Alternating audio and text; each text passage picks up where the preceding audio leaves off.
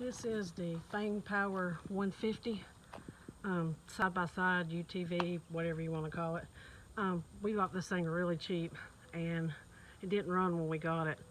When we got it home, we did some extra things to it to get it running. One of the things we did to it, we upgraded the carburetor for it. If you go online through Amazon, you can get a better carburetor for it.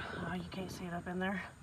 And we also actually went to Fangpower, which you got to order out of China, and bought an entire new wiring harness. That was a job to put in. It runs completely up under the unit. We actually went in here too and upgraded the clutch, put a better clutch in it. My husband did that. When we got it and got it home, we didn't have no idea where all these hoses went. There was hoses hanging everywhere. So we actually got online and tried to figure out where all the hoses went. And finally, after a lot of reading and a lot of figuring out, we figured out where all the hoses go on it. And I actually drew it out on paper, a diagram of it. I'm gonna add that to the end of this video in case you buy one of these and have no idea where the hoses go like we did.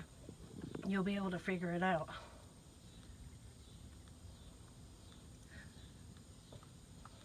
Yeah, when we got this thing home, it would not run at all. So, let's see, we got it really cheap, like I said, but we did put a bunch of money into it to get it to run. We upgraded the clutch, bought a new starter motor. We actually replaced the stator under here. All those parts are really cheap on Amazon, very cheap. You buy all them parts for less than 100 bucks.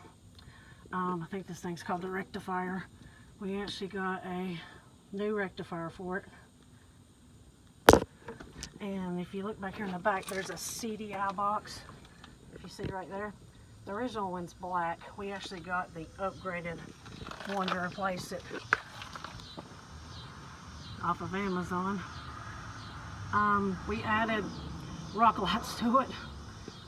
If you know what those are at nighttime, you can turn them on with your phone or whatever. You got Bluetooth on it. You can turn them on and they'll come on at nighttime and shine up under the unit. One thing we did figure out with this thing, my son's got a four-wheeler, a Telltale four-wheeler.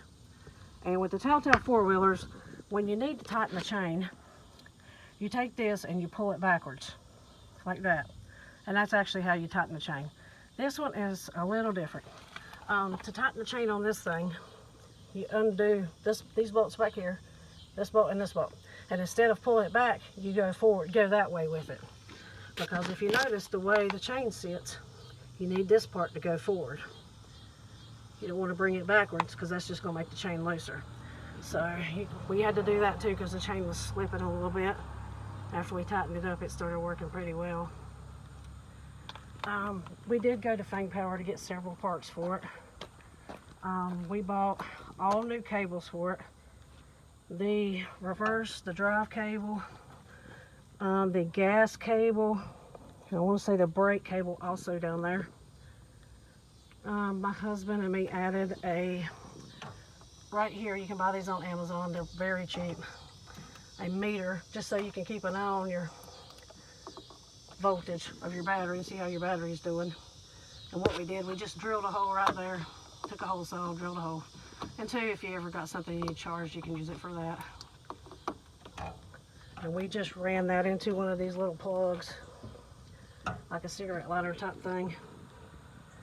And that runs straight to the battery. This is where the wires that run for the rock lights. We just mounted the little piece for it behind the seat. One thing else, when we got this thing, the lever for the seats right here, that's a piece of junk. So what we did, and it actually works, we took a bolt and put a nut under it. The nut's under the bolt inside the metal right here. So if you need it to slide forward, you just lift it up, tighten it wherever you want to move it to, move the seat, then tighten this back and it stays pretty still in that spot. So if somebody else gets in it and needs more room, they can just loosen it, slide it back, lift up and tighten it in the bolt and the nut, and it stays in that place. My son wanted mirrors for his, so We actually found these golf cart mirrors very cheap. So we mounted them to it. He first had some mirrors that were down here somebody gave you. And with them down here, when you're driving, you can't see nothing. It actually blocks your view, as you can tell. So we put the mirrors up higher, and they're up there. So when you're driving, you can see.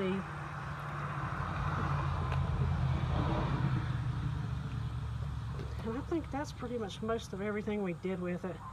We did replace the emergency brake cable too, and that was a little tricky to figure out.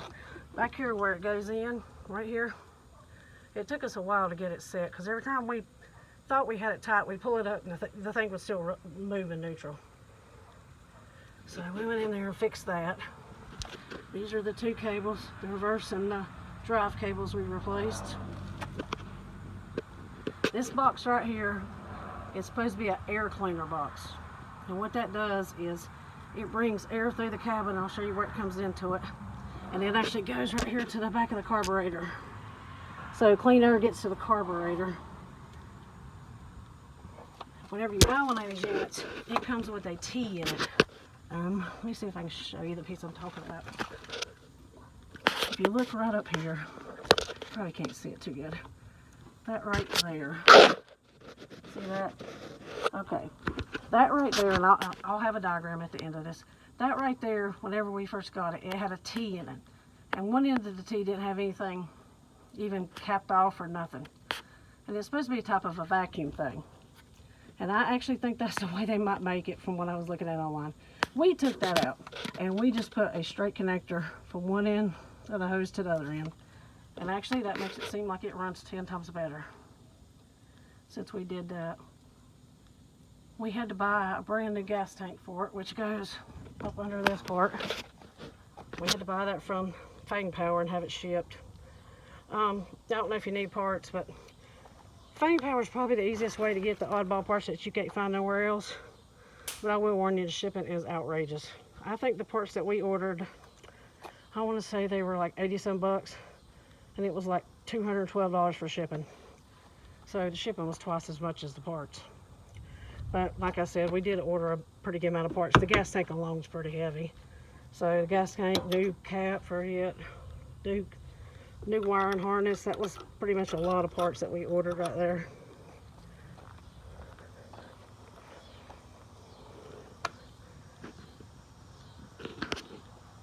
And that's about all I can think of to show you. I will say this, the speedometer in ours does not work. We have tried everything. We replaced the little speedometer cable that goes back here that reads the magnets, if you know what I'm talking about, that one right there. We've messed with that. We replaced that entire cable, and the speedometer still don't work, so I'm thinking it's actually the speedometer. So what we do is, my son's got an old cell phone he just uses, and it actually has GPS on it, so it's not on no service, and it actually works.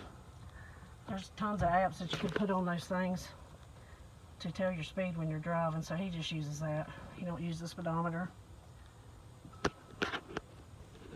And that's about all I can think of. If I can think of anything else that would help anybody, I'll do another video to show them also. This is the drawing for the hoses on the UTV Fangpower. I'll try to get a little closer so you can figure out where they go, see where they go. This is the motor coming off the front of the motor, which is this hose right there. That's this one right here. We got it going into the bottom of the airbox. The bigger one for the airbox right there goes to the back of the cabin. You see it down there at the bottom with the bigger hose. It goes to the back of the cabin, right behind the seat, right back there.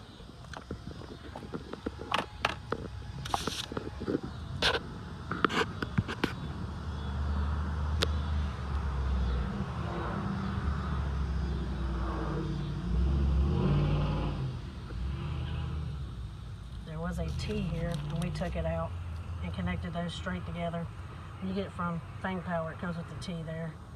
It's a vacuum line, so we wanted to take it out and just go straight there. We didn't want a bunch of trash getting sucked in. It actually runs a lot better taking the T out. And then you got a big hose that goes from there to the back of the carburetor. Big old hose right there. Goes right to the back of the carburetor. This up here is a little ceramic filter. It's supposed to be able to catch oil. I'm assuming that's what we read it was supposed to be for. And we connected the two ends of it right here to the top of the air box.